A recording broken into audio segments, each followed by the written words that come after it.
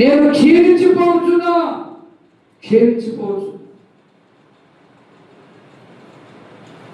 దేవుడు చేతితో కొట్టినప్పుడు మానవుడు క్షీణించిపోతున్నా.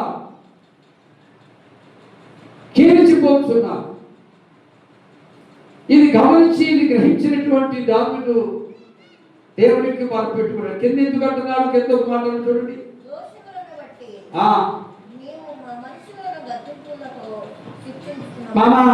అంటే బోధ అక్కడ స్పష్టంగా చదవాలా.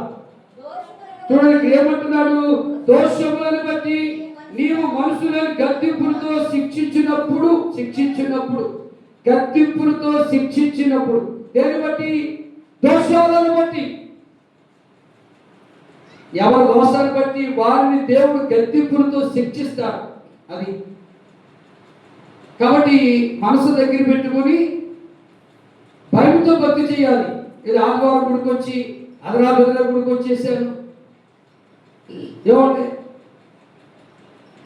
నేను భక్తి చేస్తున్నాను అనుకుంటే కుదరదు. అది దేవుడికి ఇష్టము కాదు.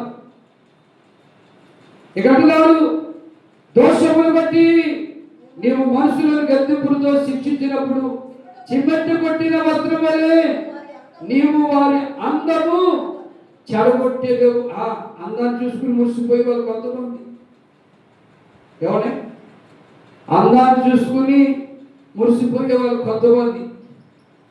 అందం రావడానికి కొంతమంది కళ్ళకు కాటుకు పెడతారు. అందం రావడానికి కొంతమంది పెదాలకు లిప్స్టిక్ రాస్తారు. అందం రావడానికి కొంతమంది చెవులకి ఎలాడేసి పెడతారు.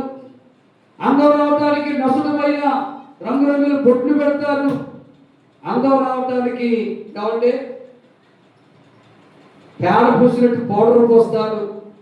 ముందేమో పేస్ట్ అంట, పేస్ట్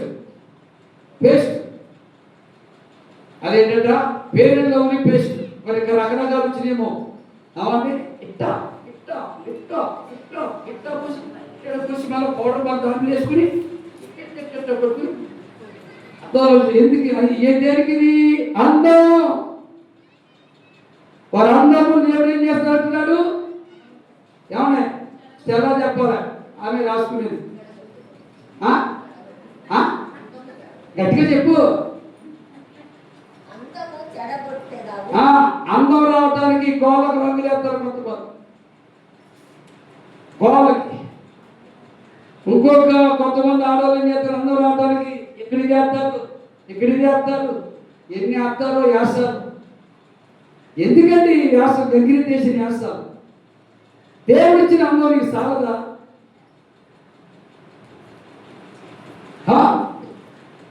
ఏమన్నా అందుకే ఏమన్నాడు? వారు అందము దేవుడు సెలబెట్టాక ఎండినాక అయిపోతారు. పల్లె కనబడతాయి. దేవుడు అందాన్ని ప్రేమించాలా? అందం అని కొంతమంది తల్లిదండ్రులు హింసిస్తారు. అవునా? ఏందమ్మా ఓ 1000 రూపాయలు ఎందుకురా? పని ఉంది. ఏ బాక్స్లోనంట? ఆ బాక్స్ ఏమంటారు?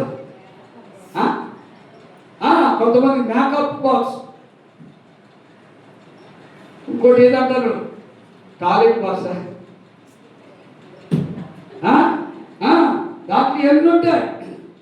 ఇవన్నీ కొనుక్కుని తెచ్చుకుని మగాను పూసుకుని ఏమంటే మొసమొగం పడిపోయి ఒడిలు మొగం పడిపోయి ఎండగా మారిపోయి ఎందుకు దేవుడే చెడగొడుతున్నారు అంటే దేవుడు ఏంటంటే నేను ఇచ్చిన అందం నీకు సాలలేదా?